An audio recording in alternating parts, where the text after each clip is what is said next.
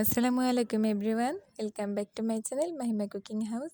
আজকে আমি আপনাদের কিভাবে মাছ ছাড়া, চিংড়ি মাছ ছাড়া কিভাবে এই কচুলতি তৈরি করতে হয় সেই রেসিপিটা আজকে আমি আপনাদের দেখাবো। আর আমি কিন্তু আপনাদের সবসময় কিভাবে খুব সহজে আর অল্প উপকরণে তৈরি করা যায় বিভিন্ন ধরনের রেসিপি, সেইগুলোই সবসময় চেষ্টা করি। সো ভিডিওটি দেখার আগে আপনারা প্লিজ চ্যানেলটি সাবস্ক্রাইব করে দিবেন, আর ভালো লাগলে লাইক করবেন এবং সুন্দর সুন্দর কমেন্টগুলি আমাদের কমেন্ট বক্সে জানিয়ে দিবেন। সো চলুন এখন রেসিপিতে ফিরে যাই। এখানে আমি ফার্স্টে কড়াইয়ে তেল দিয়ে দিচ্ছি। এবারে আমি পরিমাণ মতো পেঁয়াজ কুচি দিয়ে দিলাম। পেঁয়াজটা একটু নেড়ে চেড়ে পেঁয়াজটা একটু নরম হয়ে যাওয়া পর্যন্ত একটু ভেজে নিচ্ছি। এরপর আমি এখানে রসুন বাটা দিয়েছি 1/2 চামচ পরিমাণ, হলুদ গুঁড়ো দিয়েছি 1/2 চামচ পরিমাণ, আর মরিচ গুঁড়ো এখানে পছন্দ মতো আপনারা দিয়ে দিবেন। আমি এখানে 1/2 চামচের থেকে একটু বেশি দিয়েছি। এখন আমি এখানে কচুরলতি কেটে ধুয়ে নিয়েছিলাম, সেটা আমি এখন দিয়ে দিয়েছি। এবার মশলার সঙ্গে ভালোভাবে এই কচুরলতিটাকে ভালোভাবে কষিয়ে নিয়ে এখন আমি এখানে 1 চামচ পরিমাণ লবণ দিয়েছি। লবণের টেস্টটা আপনাদের মতো করে দিয়ে দিবেন।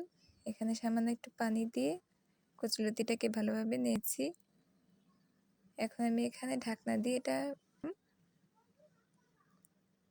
কিছুক্ষণ পরে ডাল ভিজিয়ে রেখেছিলাম, সেটা আমি ধুয়ে দিয়ে দিলাম। যেহেতু আমি আজকে মাছ ছাড়া মানে চিংড়ি মাছ ছাড়া রেসিপিটা আপনাদের করে দেখাচ্ছি, এর জন্য আমি এখানে এটা ডাল দিয়ে করছি। এখন আমি ঢাকনা দিয়ে ঢেকে দিলাম এটা হয়ে যাওয়া পর্যন্ত। এই তো আমাদের প্রায় হয়ে এসেছে। এই তো আমাদের কচুরলতি রেসিপিটি হয়ে এসেছে। এখন আমি এটা পরিবেশন করে নিচ্ছি। সো দেখতেই তো পেলেন কিভাবে তৈরি করতে হয় চিংড়ি মাছ ছাড়া ডাল দিয়ে কচুরলতি তৈরি করার রেসিপি। আপনারা প্লিজ একবার বাসায় তৈরি করে দেন। অবশ্যই আশা করি আপনাদের রেসিপিটি ভালো লাগবে। আর রেসিপিটি আপনাদের বাসায় তৈরি করার পরে কেমন টেস্ট লাগলো অবশ্যই কমেন্টে কিন্তু জানাতে ভুলবেন না। আর এরকম কচু শাকের একটা রেসিপি কিভাবে তৈরি করতে হয় সেম পদ্ধতিতে আমার চ্যানেলে একটা দেয়া আছে, সেই রেসিপি কচু শাকের, সেটা কিন্তু আপনারা চাইলে দেখে আসতে পারেন। সো আজকে এই পর্যন্তই ভিডিও, আশা করি আপনাদের ভালোই লেগেছে। সামনের ভিডিওতে আমি আরেকটি নতুন রেসিপি নিয়ে আসার চেষ্টা করব। ততক্ষণ পর্যন্ত আপনারা সবাই ভালো থাকবেন, সুস্থ থাকবেন। সবাইকে ধন্যবাদ। আজকের মতো বিদায় জানিয়ে এখানে শেষ করছি। সবাইকে ধন্যবাদ। আল্লাহ হাফেজ। আসসালামু আলাইকুম।